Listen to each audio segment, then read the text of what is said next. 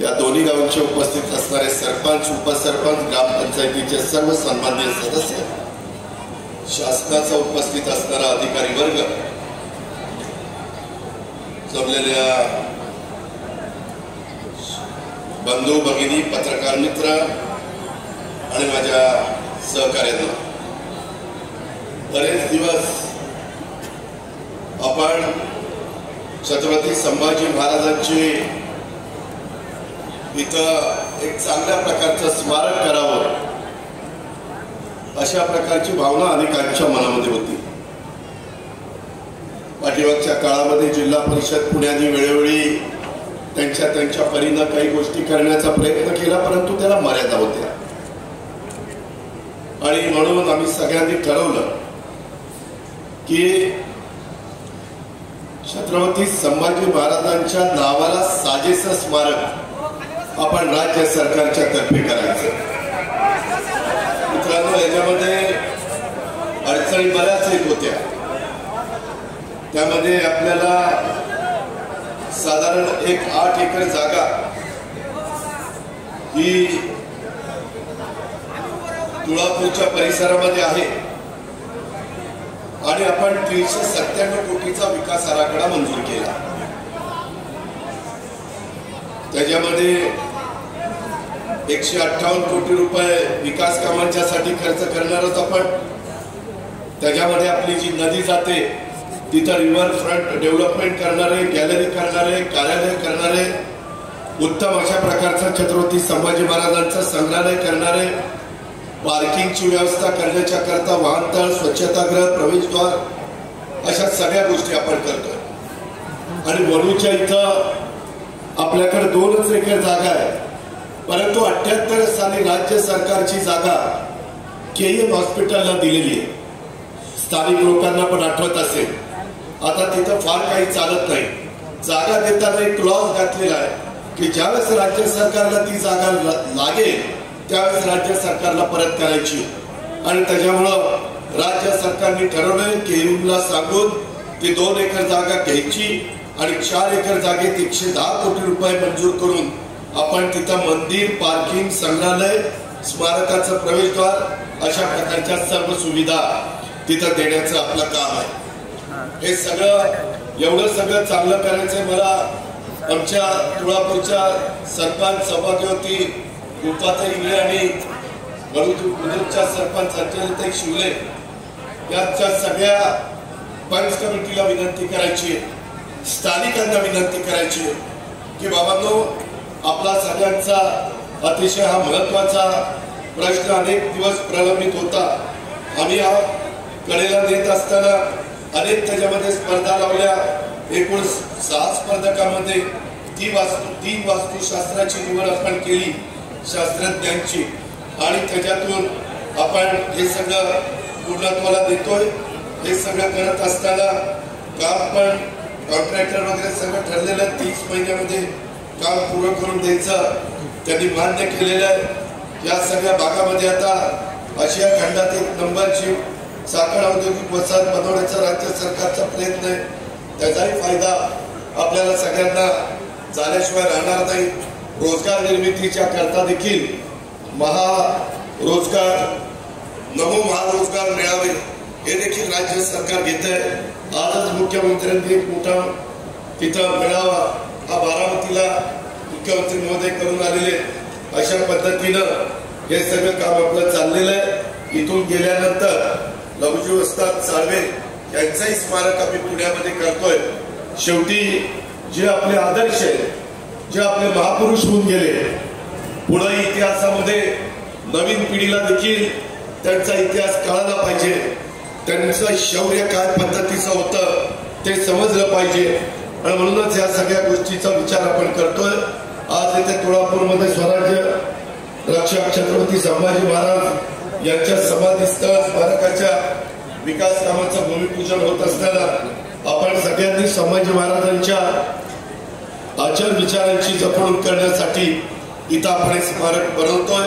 आपल्या सगळ्यांना कायम हे स्मारक ऊर्जा देत राहील अशा प्रकारचा विश्वास पण मी व्यक्त करतो। इथं वडवळी, तुळजापूर, तुळापूरमध्ये आपले छत्रपती संभाजीराजांची आपल्या प्राणाचं बलिदान त्यांनी दिलं नाही, तर येणाऱ्या अनेक पिढ्यासाठी स्वराज्य रक्षणासाठी प्राणांची आहुती देण्याचा आदर्श त्यांनी निर्माण केला। संभाजी महाराजांनी औरंगजेबाशी जो लढा दिला त्यानं केवळ आपलं स्वराज्यच नाही तर त्यावेळेस अवघ्या भारतात त्यांची प्रेरणा घेतली होती, केली। महाराष्ट्राचे आराध्य दैवत छत्रपती शिवाजी महाराजांचा विचार छत्रपती संभाजी महाराज यांनी पुढे नेण्याचं काम केलं। संभाजी महाराजांच्या जन्मानंतर अतिशय अल्प काळात त्यांच्या मातोश्री महाराणी सईबाई या गेल्या या दुःखाची कल्पनाही करता येत नाही, परंतु सईबाईंच्या पश्चात शिवरायांनी मा जिजाऊंनी त्यांना हिमतीनं उभं करण्याचं काम त्या काळामध्ये केलं। स्वराज्याच्या या युवराज्यामध्ये त्यांनी स्वराज्य स्थापनेचा विचार पेरला। राजमाता जिजाऊंनी त्यांच्या जडणघडणीमध्ये विशेष लक्ष दिलेलं इतिहासामध्ये नोंद आहे। छत्रपती संभाजीराजांनी त्यांच्या शिक्षणाकडे देखील लक्ष दिलं। संभाजी महाराजांना सुसंस्कृत फारसी भाषेचा गाढा अभ्यास होता। त्यांनी बुधभूषण, नायिकाभेद, सात शतक, नखशिख असे ग्रंथ देखील लिहिले।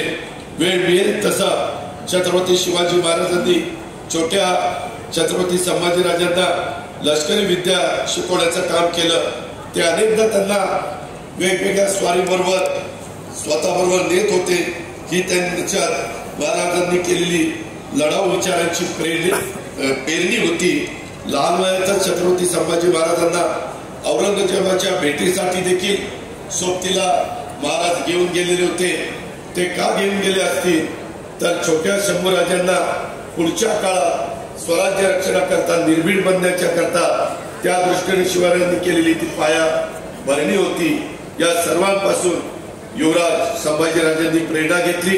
शिवाजी महाराजांचा प्रतिनिधी म्हणून संभाजीराजांकडे मुघलांकडे मन सत्तार व्हावं लागलं। त्यावेळेस छत्रपती शिवाजी महाराजांचा करारी स्वाभिमानी बाणाई संभाजीराजांनी अनुभवला। अशा कितीतरी गोष्टी ज्या इतिहासामध्ये घडल्या त्या तुम्हाला सांगता येऊ शकतात, परंतु वेळ पण बराच झालेला आहे। त्याच्यामध्ये बरेच दिवस मी मुख्यमंत्री आणि उपमुख्यमंत्र्यांच्या मागे लागलो होतो की आपण आचारसंहिता सुरू व्हायच्या आत आपण या भूमिपूजनाचा कार्यक्रम घ्यावा, जेणेकरून आपल्याला त्याच्यामध्ये मदत होईल। संभाजी महाराजांचा स्मारकाचं भूमिपूजन कार्यक्रमाच्या वेळेस आपल्या लोचनताई शिवल्यांनी काही जमीन उपलब्ध करून दिली, पुढे दिलं। अरे सभा मंडपाची, मला वाटलं तिथली दिली काय, कुठल्या चिठ्ठ्या पाठवा काय कळायचं।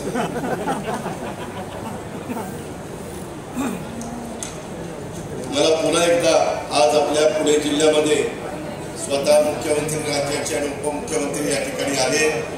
जिल्ह्याचा पालकमंत्री या नात्याने, तुमचा सगळ्यांचा लोकप्रतिनिधी या नात्याने मी मुख्यमंत्री आणि उपमुख्यमंत्र्यांचं मनापासून स्वागत करतो। मनापासून ते आल्याबद्दल त्यांना धन्यवाद देखील देतो। आणि खरोखरीच आपण सर्वांनी हे स्मारक होत असताना तुमच्या काही सूचना असतील, तुमच्या काही कल्पना असतील तर त्या आमच्या कुणाच्याही लक्षात आणून द्या, परंतु तिथं वेगळे काही प्रश्न निर्माण होतील अशा प्रकारची गोष्ट कुणाच्याही हातनं घडता कामा नये ही अपेक्षा आजच्या या भूमिपूजनाच्या कार्यक्रमाच्या निमित्तानं मी आपल्या सर्व सहकाऱ्यांच्या समोर व्यक्त करतो। संबंधित कॉन्ट्रॅक्टरला सांगतो की इतकं दर्जेदार अशा प्रकारचं काम झालं पाहिजे की आपल्याला पण एक अभिमान वाटला पाहिजे। अशा प्रकारचं काम या महाराजांच्या समाधीचं इथं झालं पाहिजे, स्मारकाचं इथं झालं पाहिजे। त्याचबरोबर महाराजांनी आपल्या स्वतःच्या आयुष्यात एक देखील निवडणूक ते हरले नाही अशा प्रकारचा इतिहास त्याच्यामध्ये आहे।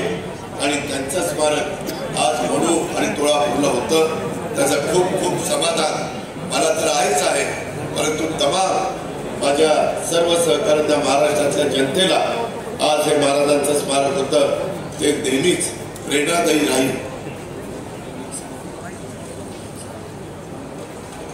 सॉरी, मी ते राजकारणामुळे निवडणूक म्हणलं ते लढाई हाणलेलं.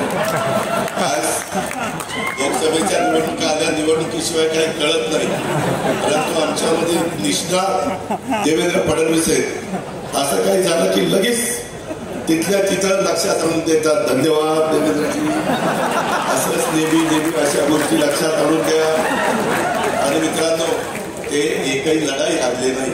येतानाच माझा मुख्यमंत्री उपमुख्यमंत्र्यांचं त्याबद्दल बोलणं चाललेलं होतं, परंतु चुकून शब्द गेला, त्याबद्दल दिलगिरी व्यक्त करतो. आणि पुन्हा एकदा या सगळ्या स्मारक छत्रपती संभाजीराजांच्या नावाला साजेस अशा प्रकारचं स्मारक करण्याकरता राज्य सरकार कुठं कमी पडणार नाही, हा विश्वास मी या निमित्तानं व्यक्त करतो. आपल्या सगळ्यांची रजा घेतो. जय हिंद, जय महाराष्ट्र.